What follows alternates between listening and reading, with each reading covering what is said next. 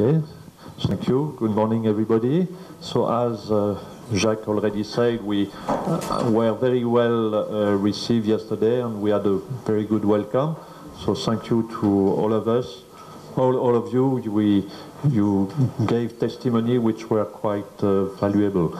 I will not go too much into detail. Most of you were there yesterday, so I will just give few pictures about what we have seen for those who have not been there, and to remind the beauty of what we have seen and the quite important commitment of the people and their testimony that they have done, presented to us yesterday for those who were there.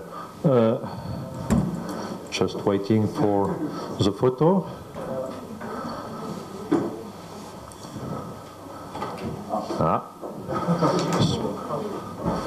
Small picture. You have to change. You should see that on your screen. And this one.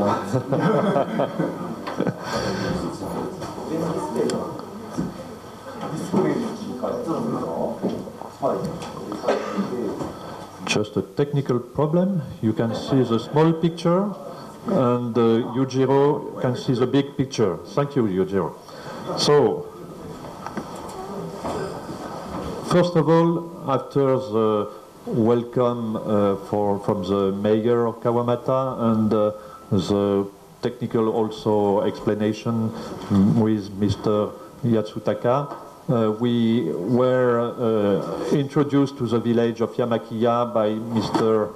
Kano, and we visited Mr. Kano's farm, explaining what used to be his farm activity, notably with silk moss and dahlia production in the past, and explaining how the things have changed since the accident, and they reorganized progressively their life. Then Mr. Kano was proud to show us the shrine, this Yasaka shrine. We were all together to the shrine, and with not so good weather, but that was quite interesting to see the shrine, and essentially to remind the quite important revival of the Lion Festival. We'll come back to that, but this is quite significant in the evolution since the accident.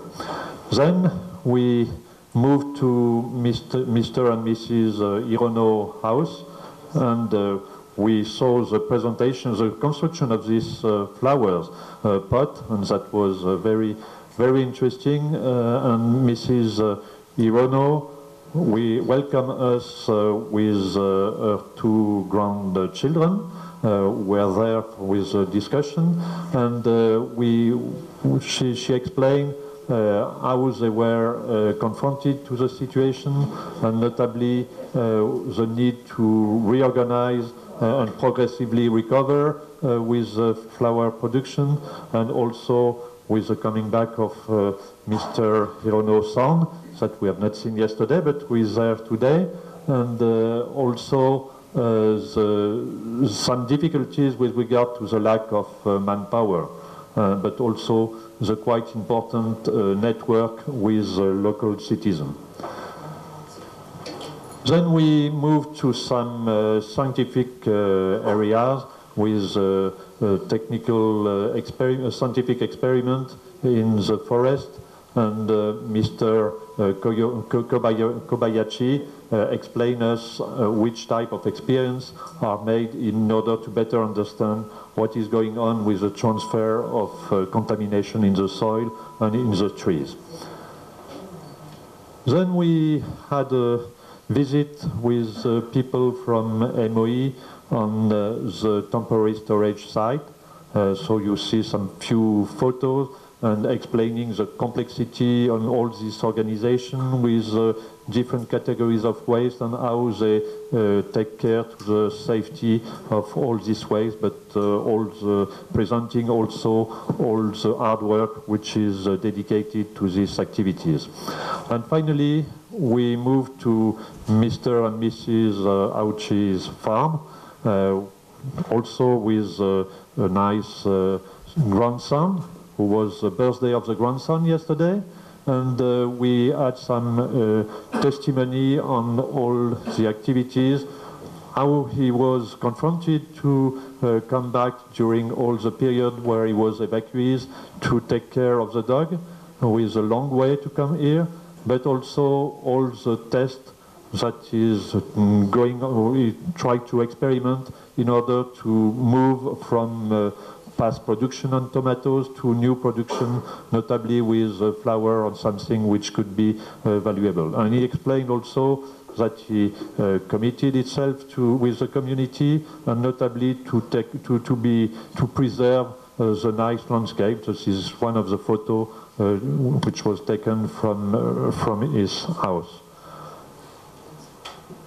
So now just a few words. I will not expand too much, because we will have a lot of discussion today which will better explain than me all these elements, but we can just come back at the end of the day. But just before, I would like to give you a few points.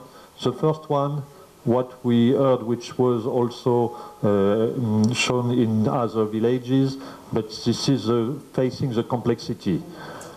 And of course, the first element, the testimonies that we had yesterday, confirm how much the accident have deeply disturbed, disrupted the quality of life, and disturbed the activities of the inhabitants, economic and social activities. They also highlighted the dilemma, because it's not so simple, and there is many questions within the family, within the community, faced by those affected, and the complexity of the decisions they have had to make. Can we come back? Can we start again the activity? Which type of activities? What about the children? And so many questions.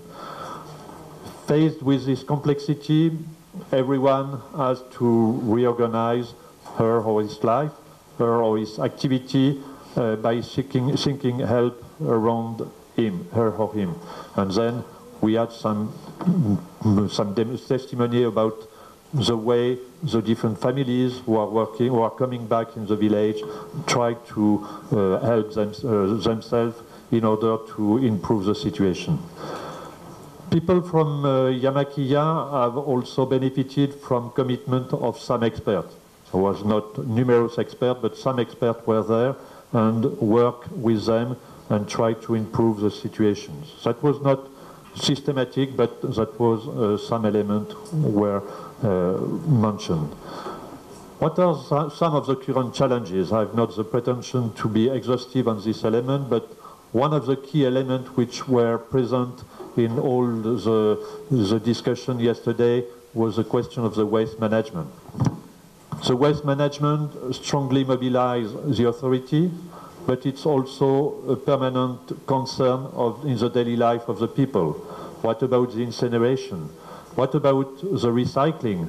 We had a discussion with people from MOE, how is it used and is it safe or not, and how we may have transparency on that. And what about the evacuation? When we saw so many temporary storage, the key question is for how long and how to deal with that. The destruction of the local community by the accident is also an obstacle to the redeployment of the activities. In the testimony, we have the question of what about the young generation, the absence of children. We try to rebuild school, but who will be there? The lack of manpower, the aging of the population, and so on. But the residents who have returned to Yamakiya feel the need to network in order to engage together to revitalize their homeland. And we have some strong discussion and very deep testimony about what their expectation for the future. Another key point was the transmission of the heritage. And with regard to that, it's clear that the renaissance of the Three Lions Festival is a major step for the life of the community, ensuring the preservation of the tradition and committing to the future. The other point is the beauty of the landscapes. That was mentioned several times, that this landscape and people are proud of Yamakia, proud about the forest, the mountain, and the beauty of the landscape and attachment to the homeland are really the driving force behind the return of the population.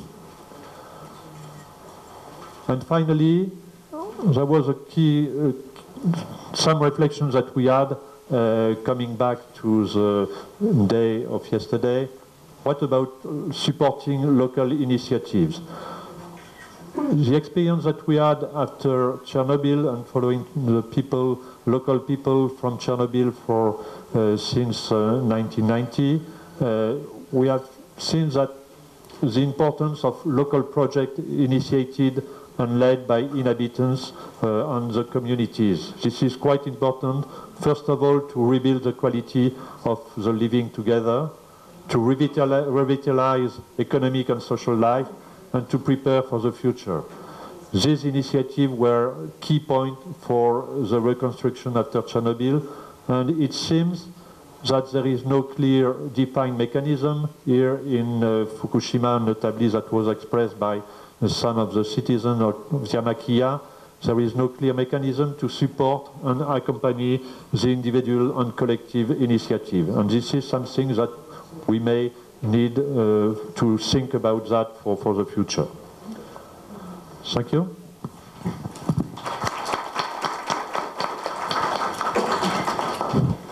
Thank you very much, Thierry, for this clear overview, brief but very clear overview about what